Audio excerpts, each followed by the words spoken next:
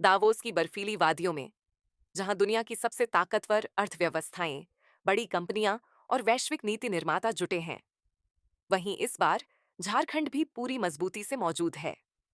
और झारखंड की आवाज बने हैं मुख्यमंत्री हेमंत सोरेन।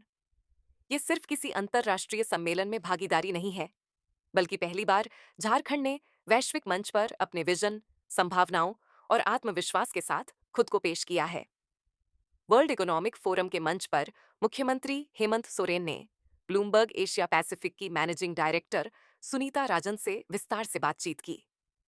ये कोई औपचारिक इंटरव्यू नहीं था, बल्कि झारखंड की कहानी थी।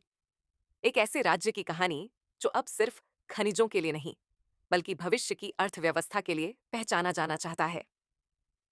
मुख्यमंत्री ने साफ कहा कि झारखंड एक युवा राज्य है और पहली बार दावोस जैसे वैश्विक मंच पर अपने सपनों और सामर्थ्य के साथ खड़ा है।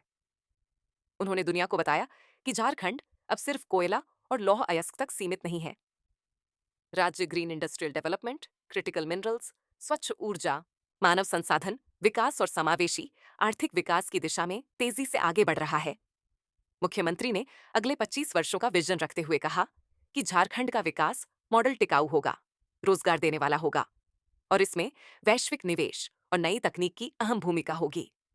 इसी दौरान ब्लूमबर्ग एशिया पैसिफिक ने घोषणा की कि इस साल अक्टूबर में भारत में एक ग्लोबल स्पेशल राउंड टेबल आयोजित की जाएगी, जिसमें फॉर्च्यून 500 कंपनियों के सीईओ, वैश्विक उद्योग जगत के दिग्गज, नीति निर्माता और न्यूयॉर्क के पूर्व मेयर जैसे प्रतिष्ठित लोग शामिल होंगे।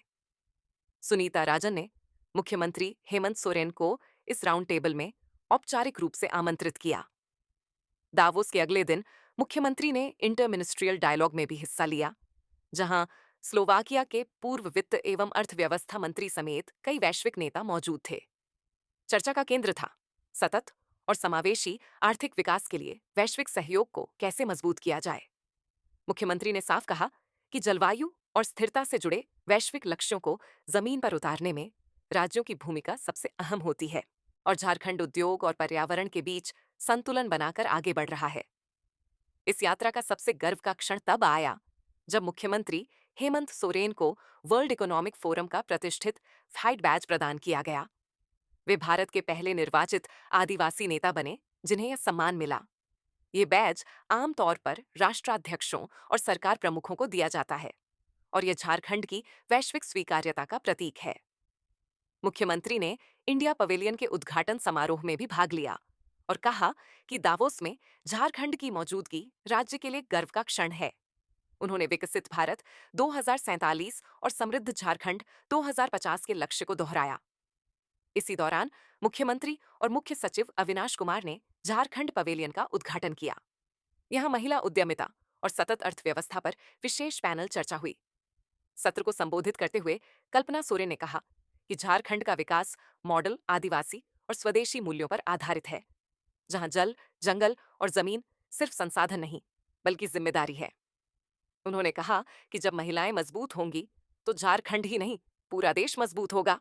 दावोस में हेमंत सोरेन की मौजूदगी ये साफ संकेत है कि झारखंड अब चुपचाप देखने वाला राज्य नहीं है। वह दुनिया से संवाद कर रहा है और अपने भविष्य की रूपरेखा खुद तय कर रहा है।